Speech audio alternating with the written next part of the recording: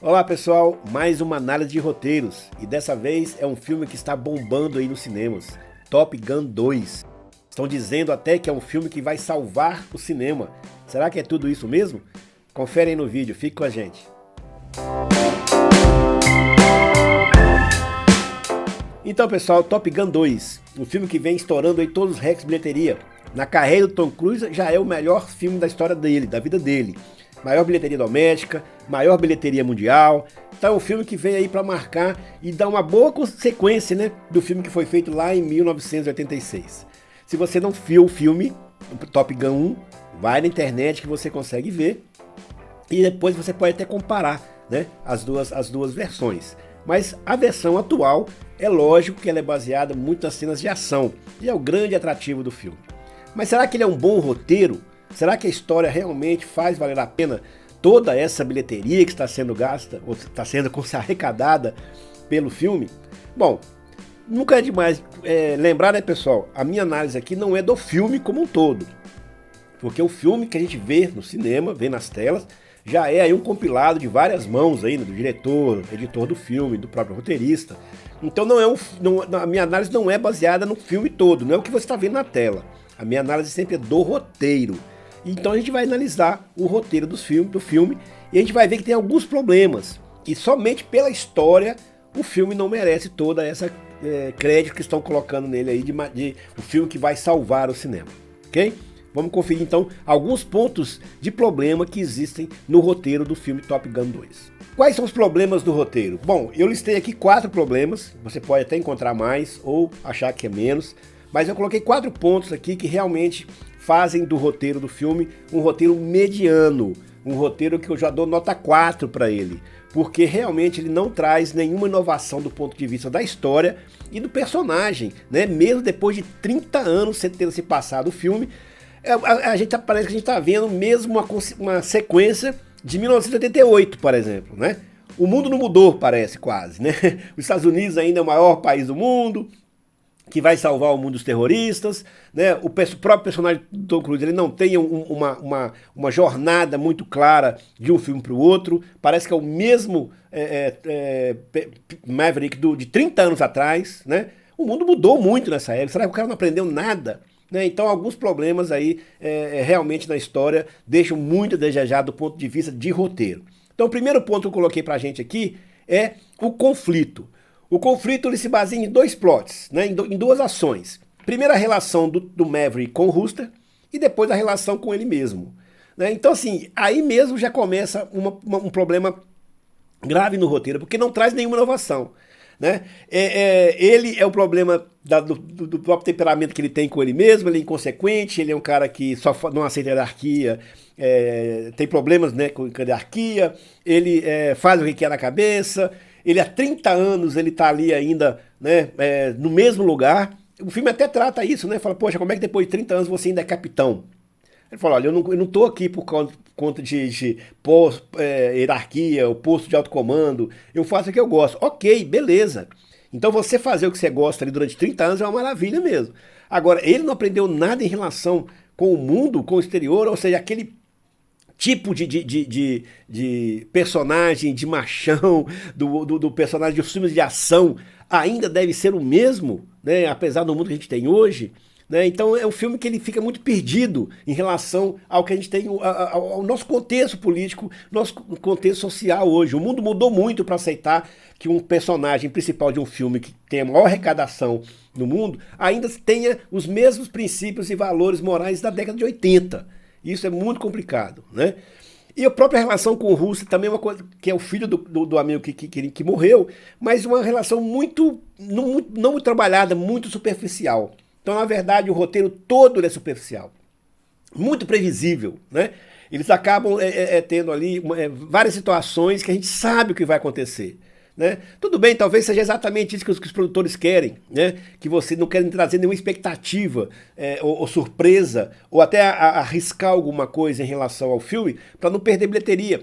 Pode ser até isso, mas mesmo assim dá para dar algumas inovadas, principalmente em relação ao que está acontecendo no mundo, ou o que aconteceu no mundo de 1986 para cá. Né? Então o primeiro problema é o conflito. O conflito não é muito profundo, não é um conflito que tem realmente um drama. pessoal muito grande. Na verdade, o conflito maior ali, a desculpa maior, o pano clássico ali, é os Estados Unidos salvar o mundo novamente. E o pano de fundo, os dois conflitos que ora ele fica muito ali superficial, sem aprofundar, sem mostrar que o personagem cresceu. Aliás, esse é o segundo ponto, né? A jornada do Maverick. Em 30 anos o personagem não evoluiu nada. Né? Então na primeira cena do filme a gente já vê que ele aí já faz uma cena, né, que ele acaba destruindo um avião. O mesmo Maverick do primeiro filme, que também faz na primeira cena do filme, também está envolvido de uma situação que ele desrespeita uma ordem. Né? A própria relação dele com os oficiais, a própria relação dele com o mundo, não mudou nada.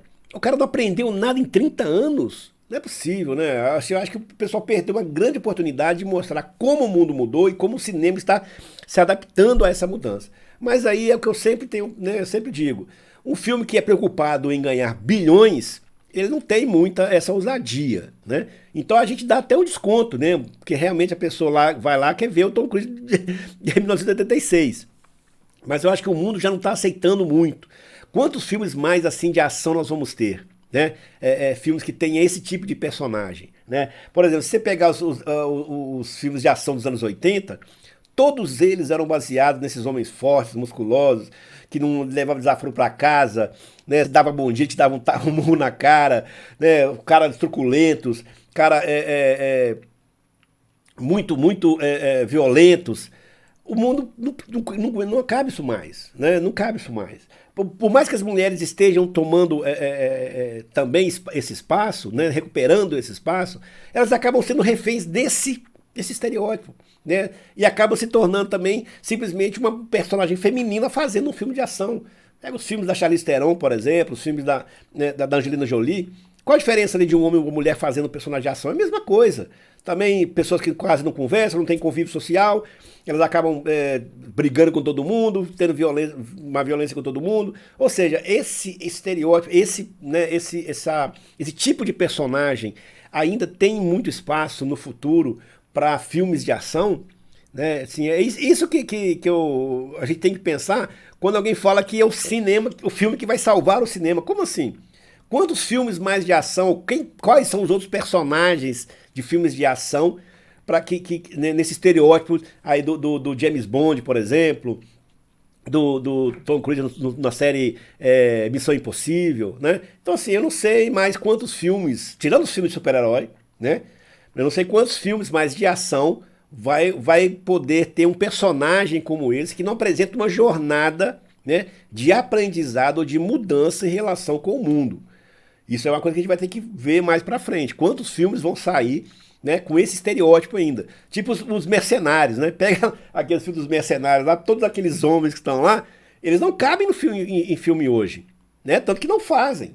Né? Não fazem, mas não tem mais um filme tão assim, baseado naquele personagem masculino, na figura masculina, né, como era na década de 80. Porque o mundo mudou e a audiência mudou. Então o cinema tem que começar a pensar isso melhor. O outro ponto é que ele é muito previsível. Né? Use e abusa de cenas que a gente sabe que vai acontecer. Né? No desastre, quando o helicóptero está quase ali atingindo o Tom Cruise, a gente sabe que alguém vai vir salvar. No final do filme também, a gente sabe o que vai acontecer. Tô me segurando aqui para não dar spoiler, mas olha, isso aqui é análise, né? A gente tem que dar spoiler. Então qualquer coisa você vai lá, para de ver o vídeo aqui, vai ver o filme primeiro, depois você volta, tá bom? Se não quiser saber spoiler, o alerta tá dado. Mas então assim, ele é muito previsível, né? A própria relação dele também com a Penny, que é uma moça que apareceu na vida dele lá em 86, mas que ela nem aparece no primeiro filme. Eles recuperam ela agora, até porque não dá pra trazer a Kelly McGillis pra cá agora também, que ela tá com 70 e tantos anos. Né? Então ficaria difícil uma relação amorosa dando continuidade. Por que depois, só de 30 anos que eles se reencontrariam, ficaria muito difícil você conseguir criar ali um laço realmente de envolvimento que justificasse a presença da Kelly McGillis de novo. Não que ele não pudesse se relacionar com uma pessoa de 70 anos, mas ficaria muito difícil explicar ou desnecessário até mesmo trazer essa história de amor novamente, sendo que ela não é a base do filme mais. A base dos filmes realmente são as cenas de ações. mas de cenas de ação, mas a gente vai falar depois. E o outro ponto é o uso de estereótipos, não só no próprio Maverick, como eu falei na jornada dele, mas também em todo o outro restante do filme, né? Tá, o superior dele que não gosta do Maverick, né?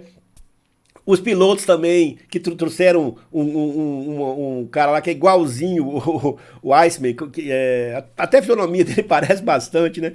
Mas do mesmo estilo de egocêntrico, né? O mesmo estilo de louro bonito, até a própria mulher que faz uma aviadora, ela também está carregada no estereótipo militar, né? Do jargão. Nossa, então, assim, totalmente totalmente necessário esses estereótipos, né? Eu acho que o próprio exército mudou também, né? O próximo exército também tem uma relação diferente, ou não, eu posso até enganar, mas eu acho que pelo menos deveria se passar, né? Uma ideia diferente de quem são as pessoas, os soldados realmente que estão ali, não é só por uma questão de adrenalina, não é só uma questão de. Não, tem uma questão diferente, né? E a gente sabe hoje que é muito mais sério uma pessoa que vai para uma guerra, que pode morrer, que pode perder familiares, amigos. Em 86 a gente não sabia muito disso, né? A gente só vai conhecer, pelo menos a minha geração, em 1990, quando os Estados Unidos invade o Kuwait pela primeira vez, a primeira guerra do Kuwait, aí que a gente vai começar a ver as transmissões na televisão. Se você também é novinho, coloca aí na internet, né? Para você poder ver as primeiras imagens, porque a gente não tinha ideia. Então aceitavam-se aqueles caras que estavam lá porque eram gostosões demais, porque era muito bom no que fazia, e aí arrebentava, né? Ou fazia tudo do jeito que dentro. Hoje a gente não sabe que é assim. A gente está vivendo uma guerra na Ucrânia agora, a gente sabe que tem pessoas morrendo, que um avião desse mata muita gente.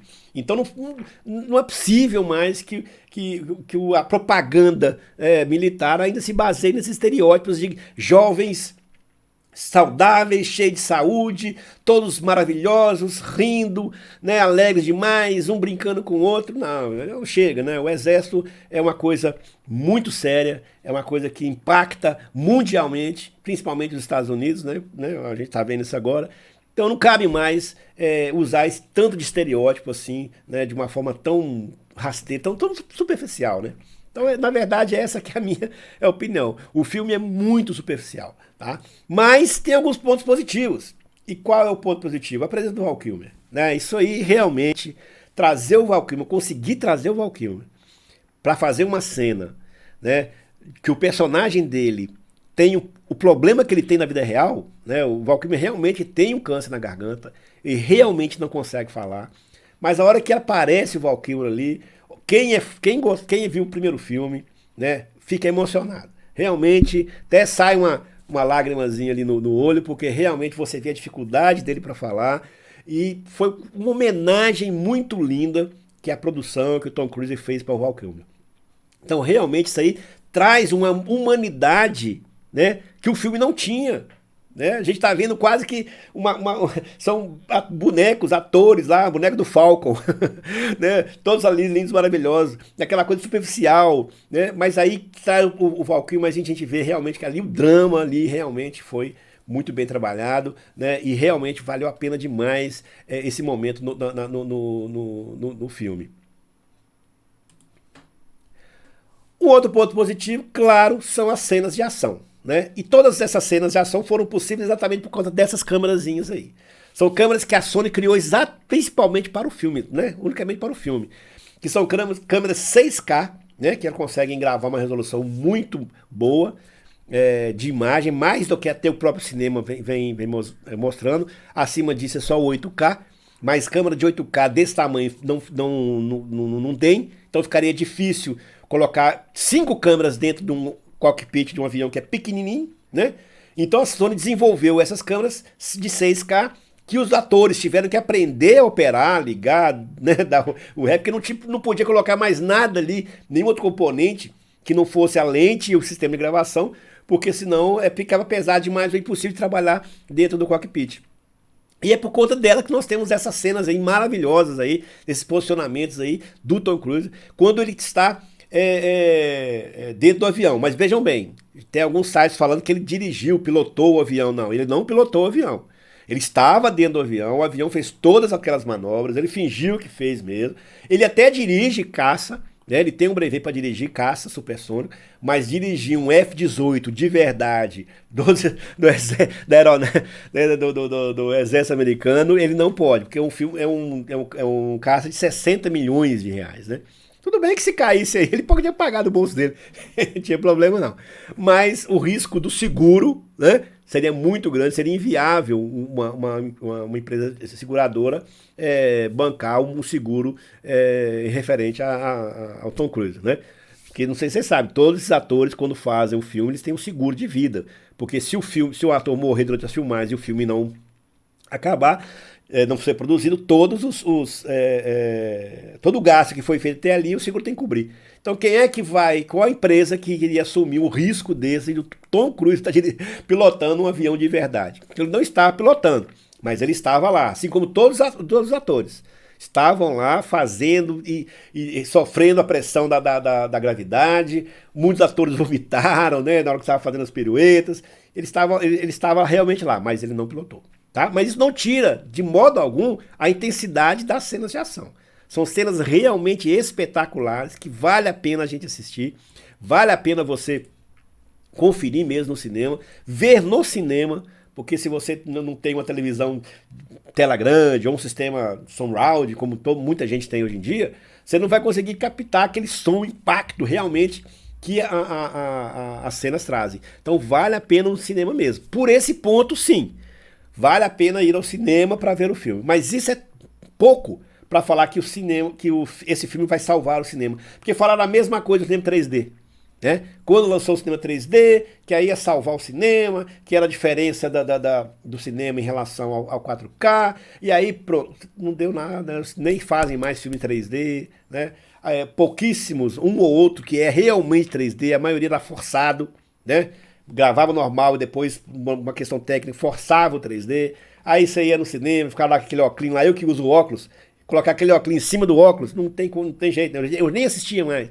Não, aí pronto, acabou, né? E quem sabe no futuro, se inventarem lá um óculos diferente, grande, né? Aí a gente pode ter uma nova tecnologia, a gente vai ver. Mas for a mesma coisa do 3D. Porque não adianta a gente esperar que todo filme agora vai ter que ter um avanço tecnológico para fazer que as pessoas assistam. O que faz o cinema ser cinema são as histórias, pessoal. É aí que é o trabalho do roteirista. Você trazer inovação ou inteligência ao roteiro, a história que você quer contar, é a grande atração do cinema. Né? Até porque com as empresas hoje, com os conglomerados de comunicação hoje, né, se a Disney faz o Obi-Wan Kenobi, por exemplo, para a série, ela ganha dinheiro. Se ela faz um filme desse que vai para o cinema, ela ganha dinheiro também. Então o cinema não tem que ser salvo, para começar. Né? O cinema tem que ter boas histórias. Então o que faz as pessoas saírem de casa para ir ao cinema são boas histórias. Então essa é a função do roteirista. Ok? Então, resumindo, nota 4 para mim de roteiro. Tá? Um roteiro muito simples, muito superficial, cheio de problemas em relação à própria transformação de 30 anos que se passou de um filme para o outro, mas que é compensado pelas cenas de ação e que vale sim você passar aí uma tarde, sair né, com a namorada, com o namorado, com os amigos, comer uma pipoca e assistir um filme, né, um bom divertimento que você vai ter nas mais de 2 horas de filme, vale muito a pena, ok? Espero que você tenha gostado, se não, deixe aí nos comentários, assine, compartilhe e até o próximo vídeo. Tchau, pessoal.